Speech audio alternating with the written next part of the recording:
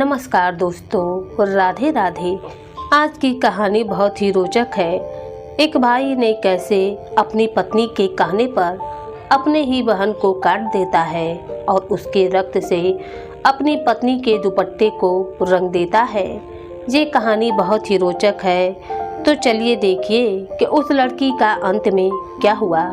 एक राजा था, उसके 7 पुत्र और एक पुत्री थी। जब राजा के लड़कों ने युवा अवस्था में पांव रखा तो उन सभी के विवाह कर दिए गए। 7 भाई राजमहल में अलग अलग कमरों में रहने लगे। राजा की पुत्री अपने पिता के पास ही रहती थी। एक बार तीज का त्योहार आया। राज्य में सब कहीं चारों ओर खुशी का ही आलम छाया हुआ था। लड़कियां खुशियां मनाने लगी थीं। वे सुंदर वस्त्रों में सजी धजी मानो अपने में फूली ही नहीं समा रही थीं। वे अपने रंग बिरंगे दुपट्टे लहराती हुई इधर से उधर घूमती हुई नजर आ रही थीं।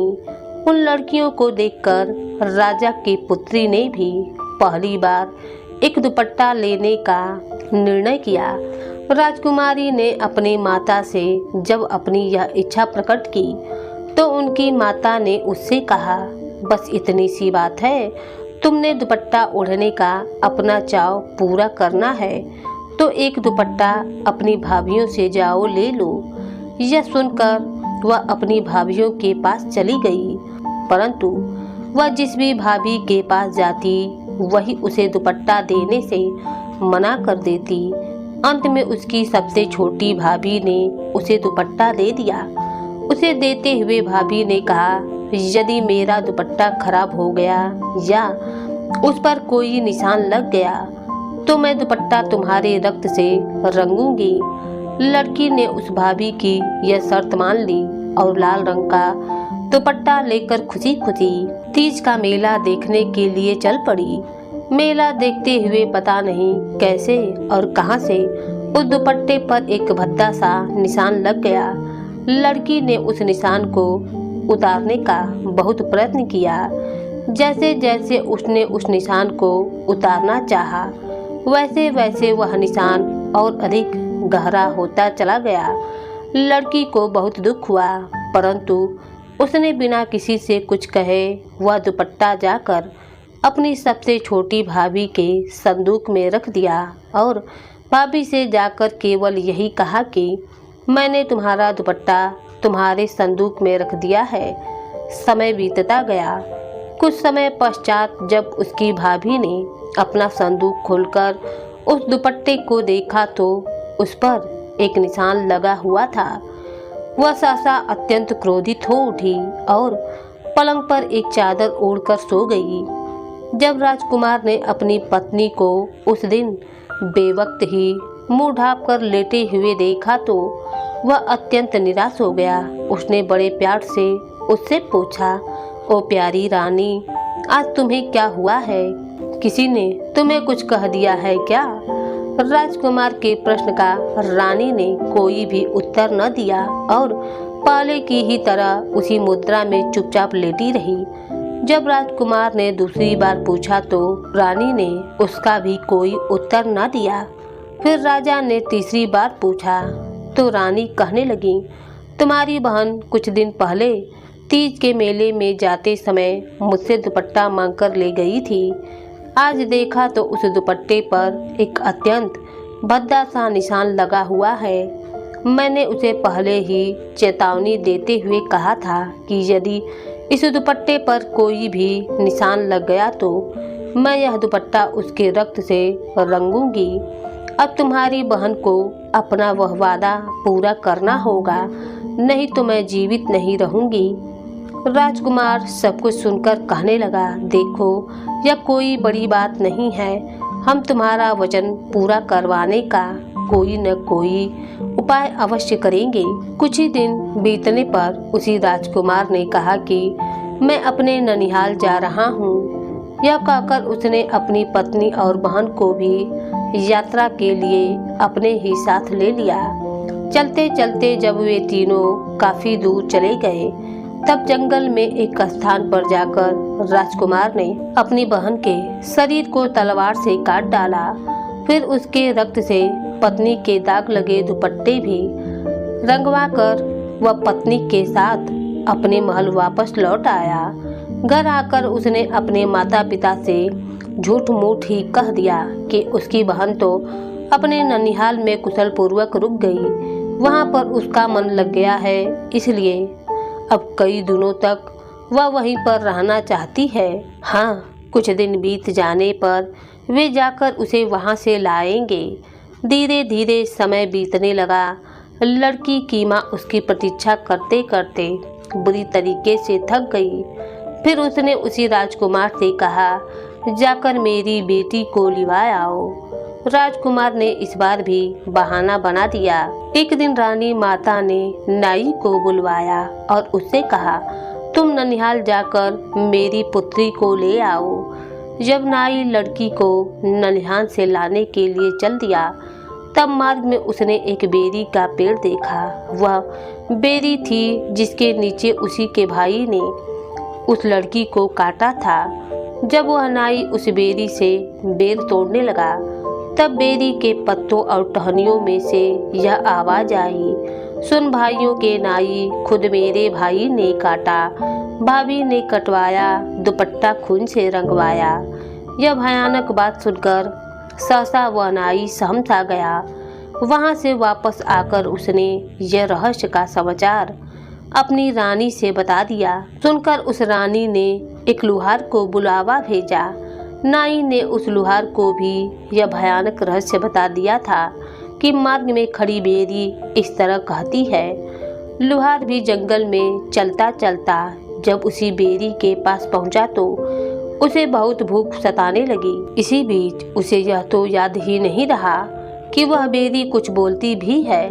वह केवल उस ठंडी छाया देखकर ज्यों ही उसके नीचे खाना खाने बैठा, त्यों ही उस बेरी में से आवाज आई, सुन भाइयों के नाई, खुद मेरे भाई ने काटा, भाभी ने कटवाया, दुपट्टा खून से रंगवाया। यह सुनकर लुहार डर गया और दौड़ता हुआ महल में वापस आ गया। उसने बेरी से ज्ञात हुई वह सारी बात रानी को बता दी। अब रानी ने एक बढ़ई को वह बेरी ही काटने के लिए वहां पर भेज दिया। उसका आदेश पाकर वह बढ़ई बेरी काटने के लिए महल से चल पड़ा। जब वह बेरी के पास पहुंचा तो बेरी में से फिर से आवाजें आईं, सुन भाइयों के नाई, खुद मेरे भाई ने काटा, भाभी ने कटवाया, दुपट्टा खून से रंगवाया।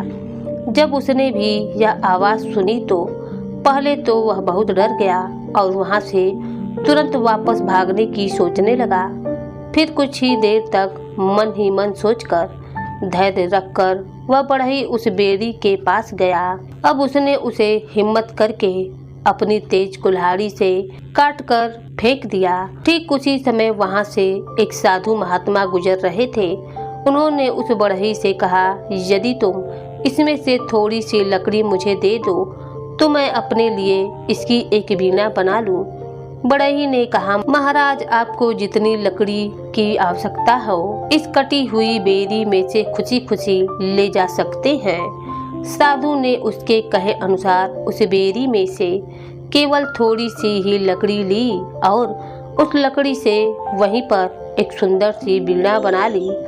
उसके बाद वह बढ़ई महल में वापस आ गया और रानी को उसने यह बताया कि उसने वह बेरी पूरी तरीके से काट डाली है।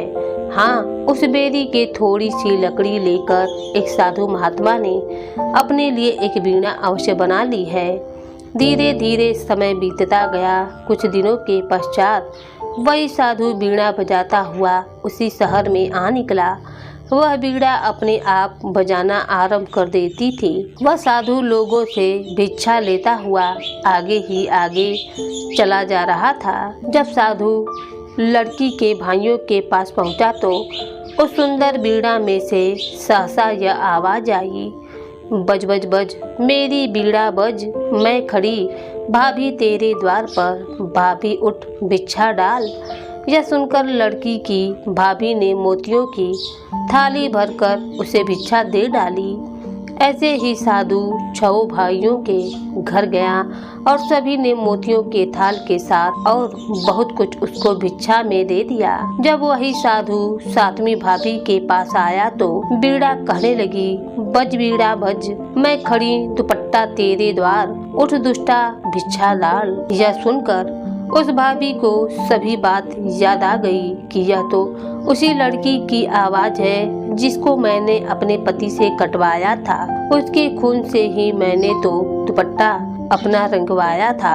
उसने साधु के लिए एक मुट्ठी भर राख उसके भिक्षा पत्र में डाल दिया। साधु आगे चलकर जब रानी अर्थात उस लड़की की माँ की ओर बढ़ा तो उस बीड़ा में से आवाज आई, बज बीड़ा बज, माँ खड़ी तेरे द्वार, उठकर मांग भिक्षा डाल।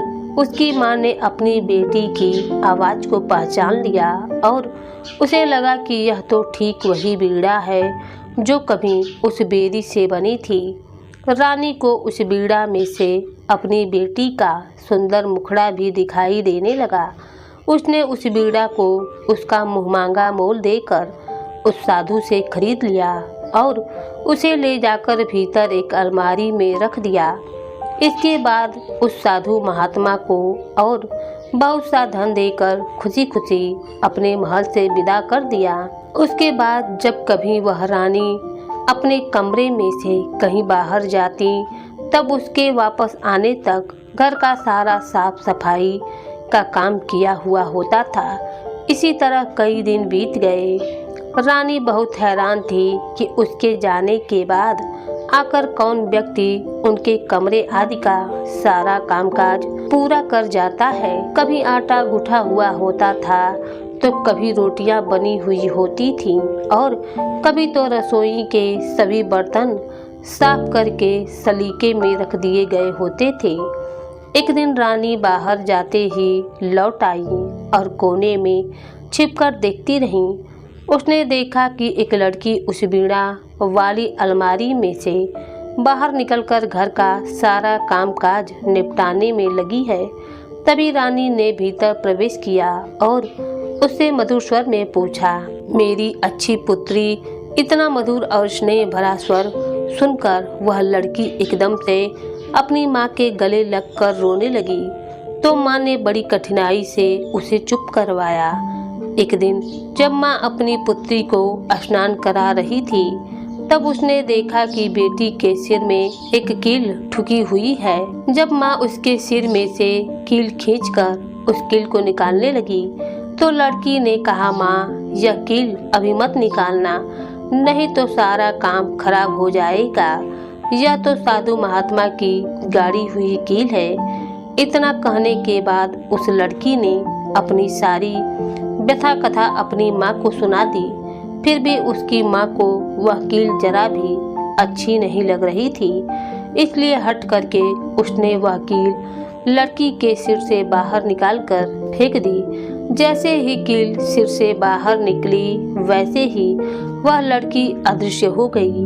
अब तो वह कहने लगी, माँ देखो, तुम घबराना नहीं। माँ आगे जब कभी तुम मुझे याद करोगी तब मैं तुरंत तुम्हारी सेवा में आ जाया करूँगी, परंतु अब तुम्हारे सामने नहीं आ सकूँगी। तुमने तो मेरी साधु की निशानी को ही भूल से गंवा दिया। उसके बाद लड़की की आवाज़ तो बहुत बार सुनाई दी, परंतु अपनी उस बीड़ा के साथ उसकी बेटी उसे फिर कभी भी नहीं दिखाई दी। फिर रानी की आज्ञा पाकर उसकी भाभी और उसके भाई को, जिन्होंने उसे काटकर उसके खून से लाल दुपट्टे को रंगा था, कुत्तों से बुरी तरीके से चीड़-फाड़ करवा दिया। उसके बाद आगे से सारा परिवार प्रसन्नता पूर्वक और सुख शांति से अपना आगे का जीवन व्यतीत करने लगा। 6 भाई अपनी उस बहन के ही नाम से सत्य और न्याय का राज्य करने लगे। प्रजा उन सबकी लंबी आयु होने की ईश्वर से नित्यपति प्रार्थनाएं किया करती थी। उस प्रजा और उसके राज्य को पूरे संसार के लोग आदर्श मानते थे। धन्यवाद।